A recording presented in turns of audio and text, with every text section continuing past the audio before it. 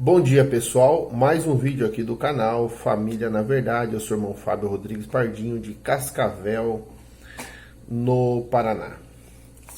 Vamos dar sequência ao assunto da maldição. Então eu peço que desde já você compartilhe, comente, se inscreva no canal, ative o sininho para receber as notificações, marque a opção todas, tá bom? Toda vez que você dá um ok no vídeo, esse vídeo ganha relevância no YouTube e o YouTube indica para mais pessoas. Então é importante que você dê o seu like, não custa nada, é só você ir ali no joinha e dar um like, tá bom? Vamos lá, pessoal. Eu quero falar nessa manhã, dando sequência à questão lá da maldição, tá? Eu tenho feito aí comentários sobre a questão da maldição. O que eu vou comentar hoje é bem interessante. Vamos lá. O princípio da maldição parte de Deus e não do diabo. Então, a gente tem aquela ideia de que Deus é bondoso, Deus é bom no sentido de só fazer coisas boas, e que o diabo é mal, que quem faz o mal é o inimigo, né? Mas nós temos que entender assim o princípio da maldição. O que é maldição? Eu já falei nos outros vídeos. Maldição é correção, tá? Então, se você entender maldição como correção, você vai entender como Deus funciona, né?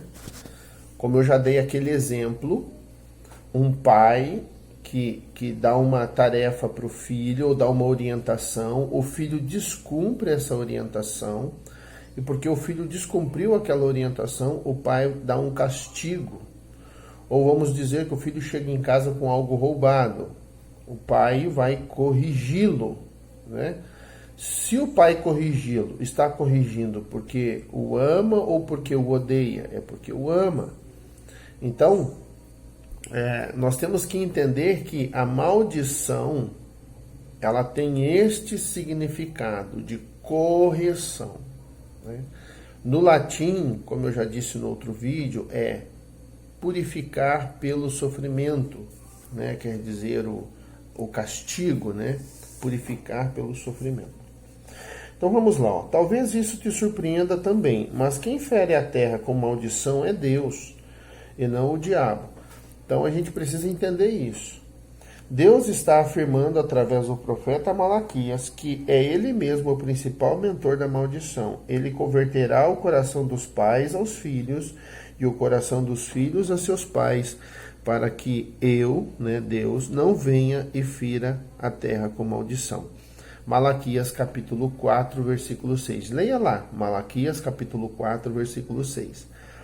A Bíblia nos mostra mostra Deus como o supremo e dono e o governante do universo. Ele chama para si toda a responsabilidade em relação ao bem e ao mal. Eu formo a luz e crio as trevas. Eu faço a paz e crio o mal. Eu, o Senhor, faço todas essas coisas. Isaías 45, 7. Eu acho que eu comentei no último vídeo, né? A palavra criar aqui não é bará, criar do nada, mas criar em virtude de uma desobediência, maldade, injustiça ou rebelião praticada sistematicamente. Embora muitas vezes a maldade seja proposta, executada por Satanás, ela é autorizada a partir do trono de Deus, o qual é fundamentado em justiça, juízo, verdade e misericórdia. Salmos 89, 14. Esse tipo de mal é criado por Deus em virtude de um outro mal praticado pelo homem, com o intuito de corrigir a situação. Isso é bem exemplificado na morte de Acabe. Está lá em 2 Crônicas 18, do 18 ao 22. Um dos mais iníquos reis que Israel já teve. Portanto, originalmente Deus não criou o mal, mas apenas a possibilidade de se conhecer o mal.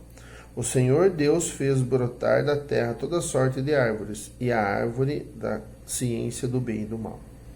Também não existe uma disputa entre Deus e o diabo pelo poder. Isso é indiscutível. O destino de todos aqueles que escolhem fazer a coisa errada, o mal, já está selado. Essa não é a questão. Demônios são periféricos, parasitas. A Bíblia não revela Satanás como protagonista da história do ser humano. Pelo contrário, ele aparece pouco na Bíblia e sempre perifericamente, como Pedro diz. O diabo, vosso adversário, anda em derredor como leão, que ruge procurando alguém para devorar. 1 Pedro 5,8. Apenas se oportunizando das obediências humanas. Então, assim, lembra que eu contei sobre a questão do lixo? Tem moscas dentro da sua casa, um monte de lixo. Você vai lá e espanta as moscas vão embora. E você não tira o lixo. Depois as moscas voltam, o lixo vai estar lá. E elas vão voltar a parasitar de novo. Então, a grande questão que nós temos que lidar não é lidar com os demônios, né? As pessoas acham que nós temos que lidar com os demônios, né? Jesus nos deu o poder para expulsar os demônios, sim, para amarrar os demônios, sim, né? Nós temos essa autoridade, mas não adianta você pegar o Baygon lá e matar as moscas e não tirar o lixo, entende? Então, o mais importante na nossa vida é a gente tirar o lixo. É a gente parar de fazer a coisa errada. É a gente parar com a pornografia, com a mentira, né, com a manipulação. É a gente parar, né, com o adultério, com o pecado sexual. Né? É a gente parar, é a gente se alinhar aos mandamentos de Deus. Né? O nosso coração tem que estar alinhado ao mandamento de Deus. Olha só. Do certo modo, a maldição pode ser vista como a ausência do favor necessário de Deus. Ou seja, imagine assim, que você faz a coisa certa, Deus está te protegendo. Você faz a coisa errada, você deixa de ter aquela proteção. Entende? Então você vira alvo dos demônios. Por exemplo, você faz a coisa certa, você não vai atrás de pecado sexual, você controla essa área da tua vida. Quanto mais você controla, mais proteção Deus te dá. Entende? Deus te livra dos laços, das armadilhas. Agora, a partir do momento que você cede um pouquinho aqui, cede um pouquinho ali, você vai perdendo essa proteção de Deus. Então, é como se Deus estivesse permitindo realmente os demônios te afrontar. Né? Te tentar, né? Tentar enganar você, entende? Muitas pessoas entendem que Deus é santo e que o pecado causa a retirada de sua presença revelada, mas tendemos a pensar que as coisas simplesmente prosseguem como são. Mas o salário do pecado é a morte, as consequências vêm. Né? Veja de novo, Deuteronômio 28 é uma ladainha de morte. Então, ali Deus fala muito sobre isso, sobre a consequência da desobediência, né? Em Deuteronômio 28. A presença revelada de Deus não é extra opcional. A pior coisa que poderia ser escrita sobre sua vida, sua igreja, sua cidade ou sua nação é Icabode. Foi-se a glória de Deus. Então, o que você tem que entender? O problema não é o demônio, o problema não são... vamos dizer assim, isso mesmo, o problema não são os demônios, né? O problema é a nossa falta de Deus, entende? É a gente estar sem a glória de Deus em nós. Como diz aqui, né? Icabode, foi-se a glória de Deus. Não é que Deus abdique do seu governo em um só metro quadrado desse planeta. Sua persistente graça continua. Onde abundou o pecado, superabundou a graça. Mas sua presença revelada está coberta. De nuvens te cobriste para que não passe a nossa oração. Muito mais terrível do que a presença do adversário é a maldição que resulta quando o Senhor vira seu rosto de nós. Isso foi o que aconteceu a Israel em Ai por causa do pecado de Acã, pelo que os filhos de Israel não puderam resistir aos seus inimigos, porquanto se fizera condenado, já não serei convosco. Então, quando nós desobedecemos os mandamentos de Deus, nós perdemos a proteção de Deus. Então, pior do que, vamos dizer assim, um ataque dos demônios na nossa vida, pior do que isso, é nós não termos a glória de Deus, é Deus se retirar de nós. Entende? É Deus dizer assim, ó, estou indo embora, estou virando o meu rosto para você. Né? A Bíblia diz assim, ó, Deus resiste ao soberbo, porém dá graça ao humilde. Então, uma pessoa orgulhosa, que não se dobra, que não se arrepende dos seus pecados, não é que Deus quer o mal dela, mas Deus não pode compactuar com aquele estilo de vida daquela pessoa. Então, Deus se retira. Entende? Então, o que vai garantir a nossa comunhão com Deus, uma vida abençoada para nós, não o que vai garantir é a nossa obediência aos mandamentos. Nós temos que obedecer a palavra. À medida que eu obedeço a palavra, eu cresço em Deus. À medida que eu desobedeço a palavra, eu não cresço em Deus. À medida que eu obedeço, eu atraio a presença de Deus. À medida que eu desobedeço, Deus vai embora.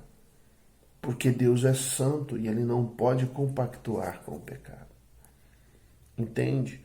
Então, nós temos que entender o seguinte. E aí Deus permite, foi o que Deus permitiu o inimigo agir nas trevas, né? Satanás é o príncipe das trevas, né? Então, essa é a área de atuação do inimigo, onde não há a luz de Deus, onde não há a verdade de Deus, onde não há a palavra de Deus, vai haver as trevas, né? O engano, a mentira, né? E Satanás, como um agente, vamos dizer assim, de Deus, Deus permitindo que ele toque na sua vida, para te corrigir, para você perceber que você está fazendo besteira, que tua vida não está dando certo e que você tem que dar uns passos para trás e começar do zero, de acordo com os mandamentos de Deus. Tá bom? Então, amanhã eu vou continuar. Tá? Amanhã eu vou continuar. É importante que você entenda esse princípio. Tá? A Bíblia é um contrato. Tá? Esse livro aqui, ó. Deixa eu pegar aqui. Isso aqui é um contrato que Deus fez com a gente. Nós temos que buscar obedecer o contrato. Tá? Os 10 mandamentos. Nós temos que obedecer os 10 mandamentos. Nós temos que buscar obediência. Né? Para quê? Para que a glória de Deus venha sobre nós. Quanto mais nós obedecemos, mais nós temos a glória de Deus.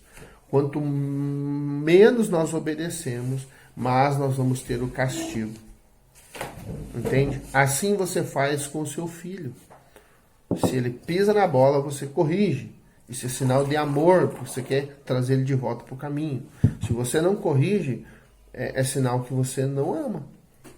Então, tudo que Deus faz nas maldições que estão na Bíblia é para a correção do coração do homem. Tá bom? Então, que Deus abençoe seu dia, que Deus abençoe sua vida. E até amanhã, até o próximo vídeo. E conhecereis a verdade, e a verdade vos libertará.